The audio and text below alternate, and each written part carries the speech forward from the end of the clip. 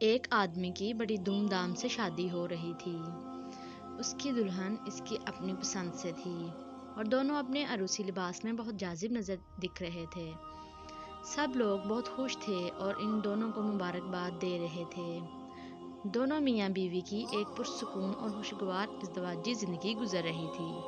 ایک دن صبح ناشتے کے ٹیبل پر بیوی نے میگزین میں کوئی آرٹیکل پڑھا تو اپنے شوہر کو سنایا کہ میاں بیوی کی زندگی مزید نکھر سکتی ہے اگر وہ کھل کر ایک دوسرے کو اپنی وہ عادتیں بتا دیں جن سے وہ ایک دوسرے سے خفا ہوتے ہیں۔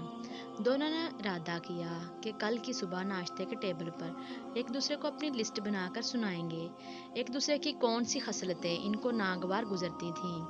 اگلی صبح دونوں ناشتے کی میز پر آئے اور اپنی اپنی لسٹ کھولی۔ پہلے میاں نے اپنی لسٹ میں سے پڑھنا شروع کیا۔ بیچ میں اس کی نظر اپنی بیوی پر پڑی تو وہ بیچاری رو رہی تھی۔ اس کو کچھ سمجھ نہیں آیا کہ کیا ہوا ہے۔ اس نے اس سے پوچھا کہ تمہیں برا لگ رہا ہے تو میں رک جاتا ہوں۔ وہ بولی کہ نہیں، پلیز آپ آگے بتائیں۔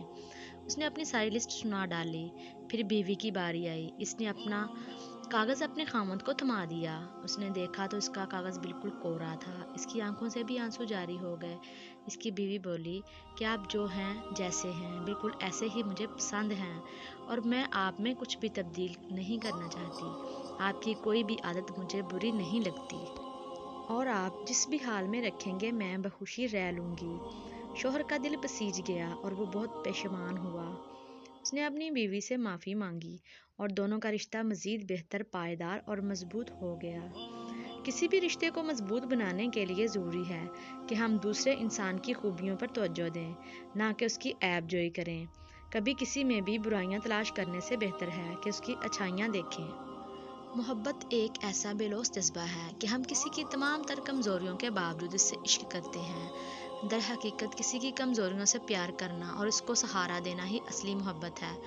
محبت کے لیے دو بالکل پرفیکٹ لوگ نہیں چاہیے ہوتے، ایسے انسان درکار ہوتے ہیں جو ایک دوسرے کا لباس ہوں اور ایک دوسرے کے عیبوں کی پردہ پوشی کریں۔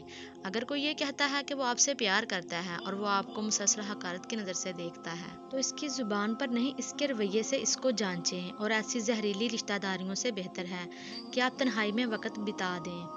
زہریلے رشتے انسان کو تھکا دیتے ہیں اور اس کی صحت گر جاتی ہے۔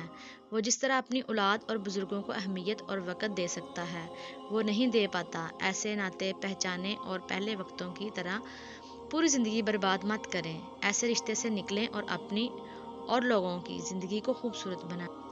دوستو، اگر ہماری ویڈیو اچھی لگی ہے تو اسے لائک کر دیں اور اس طرح کی مزید اخلاقی، سبق آموز اور مورل سٹوریز روزانہ دیکھنے کے لیے ویڈیو کے نیچے آپ کو سبسکرائب بٹن نظر آ رہا ہوگا، اسے پریس کر دیں، ساتھ موجود بیل آئیکن کو پریس کر کے آل پر کلک کر دیں تاکہ ہماری تمام ویڈیوز آپ تک سب سے پہلے پہنچ سکیں۔ شکریہ۔